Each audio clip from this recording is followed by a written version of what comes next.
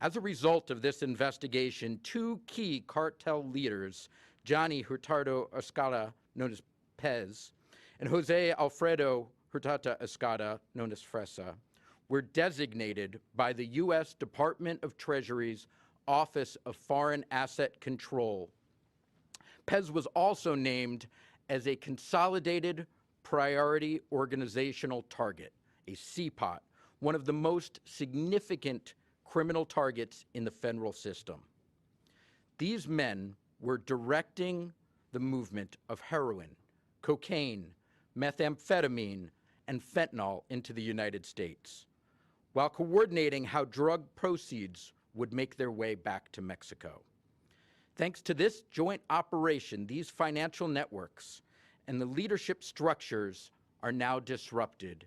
And due to the announcement of these rewards, we hope to gather further information to bring them to face justice here in the United States. But this investigation wasn't just about stacking up seizures. It was about taking out the decision makers. That shift in strategy, backed by the leadership of HSI, of DEA, and the U.S. Attorney's Office here in the Northern District, is what has made this operation so successful. In November of last year, we saw one example of the success.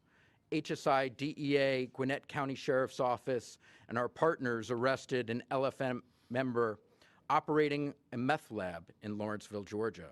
That single enforcement action led to the seizure of over 100 kilograms of methamphetamine, heroin, and fentanyl.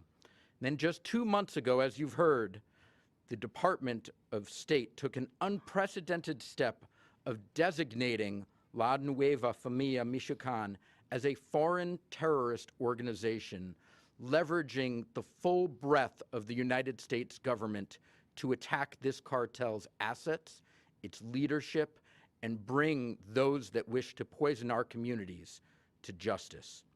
This speaks volumes about the level of threat and the seriousness that federal law enforcement is taking this, as well as highlighting the impact we've made. HSI will continue to work side by side with our federal, state, and local partners to go after the top levels of these criminal organizations. We will be relentless in that pursuit, and we are united in that purpose. Together, we will keep driving these threats out of our communities.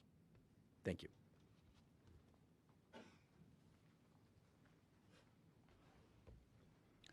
Good afternoon.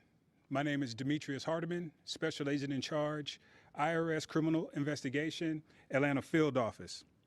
I'm proud to be here with our partners in announcing charges against 7 individuals for their alleged role in a scheme to launder drug trafficking proceeds.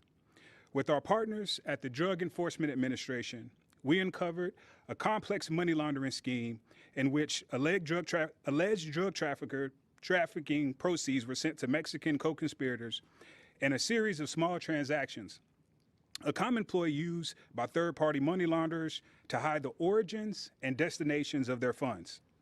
This tactic is called microstructuring.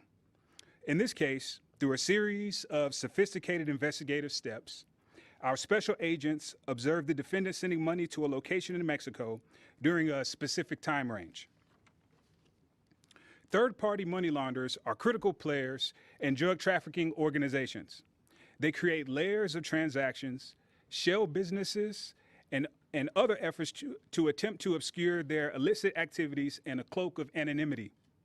As special agents of IRS criminal investigation, our job is to peel back those layers and uncloak their secret actions.